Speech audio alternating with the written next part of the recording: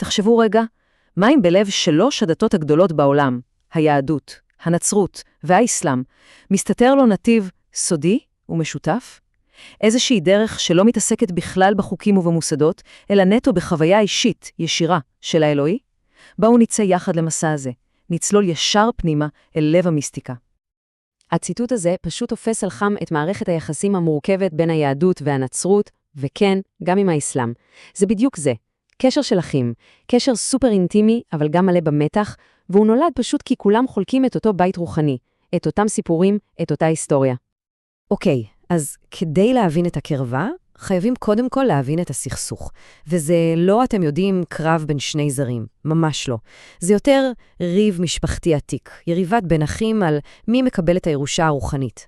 השאלה שתמיד רכפה באוויר היא, מי הממשיך האמיתי של הדרך? ופה מגיע הפרדוקס. כל המתח הזה נובע דווקא בגלל הקרבה העצומה.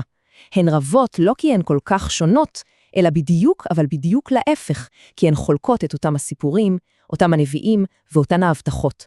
כל המריבה היא בעצם על מי מפרש נכון את אותה המורשת בדיוק. אז איך זה קורה? איך ספר אחד, מקור משותף לכולם, הופך פתאום לבסיס של 2 נתיבים רוחניים שנראים על פניו כל כך שונים? בואו ננסה להבין את רגע ההתפצלות הזה, את צומת הדרכים שבו כל דת פנתה לכיוון קצת אחר. טוב, אז 2 הדתות האלה בעצם צומחות מאותו גזע, התנ"ך. אבל, וזה אבל גדול, פרשנות שונה של דמות מפתח אחת ויחידה, דמותו של המשיח, היא זו שיצרה את הפיצול ההיסטורי. הנקודה הזאת, נקודת המפנה הזו, שינתה פשוט הכל. וכאן רואים את ההבדל הכי עמוק שיש.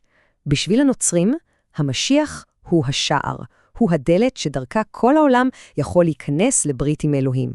ובשביל היהודים, הוא הגאולה שמגיעה בסוף הדרך, לעם שכבר, אתם יודעים, נמצא בתוך הברית.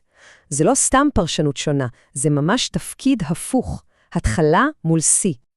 אבל רגע, אולי כל הדיון הזה על הבדלים תיאולוגיים, אולי הוא קצת מפספס את העיקר? יכול להיות שיש רובד הרבה יותר עמוק, כזה שבו כל ההבדלים האלה פשוט מתגמדים, ובדיוק כאן המיסטיקה נכנס לתמונה. וזו השאלה הנצחית שמיסטיקנים בכל הדורות ובכל הדתות לא מפסיקים לשאול. מה קורה כשהדת עצמה שאמורה להיות גשר אל האלוהי הופכת פתאום לחומה, חומה שחוסמת את הדרך אליו? ופה יש נקודה ממש קריטית. המיסטיקנים מזהירים שכל דבר, באמת אפילו כתבי הקודש הכי חשובים והטקסים הכי מקודשים יכולים להפוך לאליל. במקום להיות מין איקון השקופה שמבעדה רואים את האור האלוהי, הם הופכים לאליל אטום, כזה שחוסם את האור. וזו בדיוק הסיבה שהמיסטיקנים לרוב פועלים בשוליים של הממסד הדתי. המטרה שלהם היא לא לשמר את המבנה, לא לנהל קהילה.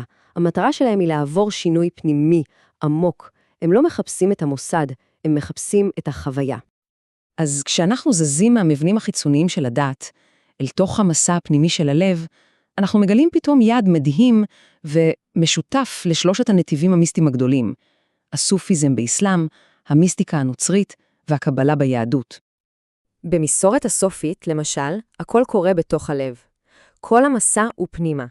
המטרה היא לנקות וללטש את הלב עד שהוא הופך למראה מושלמת, כזאת שיכולה לשקף את האור האלוהי. יש משפט מפורסם שאומר, לא השמיים ולא הארץ יכולים להכיל אותי, אבל לבו של עבדי הנאמן מכיל אותי. וואו. ובאופן ממש דומה, המיסטיקה הנוצרית מדברת על ייחוד כל כך עמוק עם האלוהי, עד שהאדם הופך פשוט לכלי. הידיים שלו הופכות לידיים של אלוהים, והקול שלו נשמע דרך הגרון של האדם. זה ביטול עצמי מוחלט, אבל כזה שבא כולו מתוך אהבה.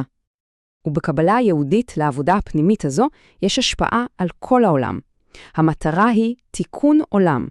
מה שאומר שכל פעולה קטנה של תיקון פנימי, של התקרבות לאלוהי, עוזרת בעצם להשכין את מלכות שמיים כאן על האדמה. הפנימי והחיצוני פשוט הופכים לאחד. ובכל המסורות האלה, תראו כמה זה דומה באופן מפתיע. המטרה הסופית מתחילה בלהפוך לאפס, פשוט לבטל את האגו, להתרוקן לגמרי מהאני. כל זה כדי לאפשר לאחד, לאלוהי, למלא את החלל הזה. וכך נוצרת שלמות. 10 מושלם. האדם הופך לצינור נקי ופתוח לאור האלוהי. אוקיי, אבל ההוכחה הכי מדהימה למסע המשותף הזה, היא שמיסטיקנים שהפרידו ביניהם מאות שנים, יבשות שלמות, ודתות שונות השתמשו בסופו של דבר באותה שפה בדיוק כדי לתאר את החוויות שלהם. זה פשוט לא יאמן. תראו את זה, זה פשוט מדהים. בין אם זאת תרזה מאבילה בספרד של המאה ה-16 שמתאר את הנשמה כמו איזה ארמון פנימי עם 7 היכלות, או המשורר הסופי רומי שחי בכלל בפרס של המאה ה-13, הוא מדבר על אלוהים בתור האהוב, הנצחי, המטאפורות פשוט חוזרות על עצמן, הן זהות. הם לא העתיקו אחד מהשני, ברור שלא. הם פשוט תיארו את אותה חוויה אנושית אוניברסלית של מפגש עם האלוהי. כל אחד מהם בדרכו גילה את אותה יבשת פנימית, ופשוט סרטט את אותה המפה. וזו בדיוק הסיבה שכל הסיפור הזה כל כך רלוונטי להיום. בעידן שלנו, עידן של קצת אדישות ונהיליזם, כשהמוסדות הגדולים קצת מאבדים מהכוח שלהם, הנתיב המיסטי הזה, המשותף הזה, מציע פתאום מקור עוצמתי של משמעות, כזה שחורג הרבה מעבר לדוקטרינות ומחלוקות עתיקות. וזה משאיר אותנו עם מחשבה אחת אחרונה, מהדהדת כזאת, בעולם שהוא כל כך מלא בחומות ובפילוג. אולי הגשרים הכי אמיתיים, הכי יציבים, לא נבנים בכלל בחוץ, אלא דווקא עמוק בפנים, במסע הפנימי והמשותף של כל אחד ואחת מאיתנו.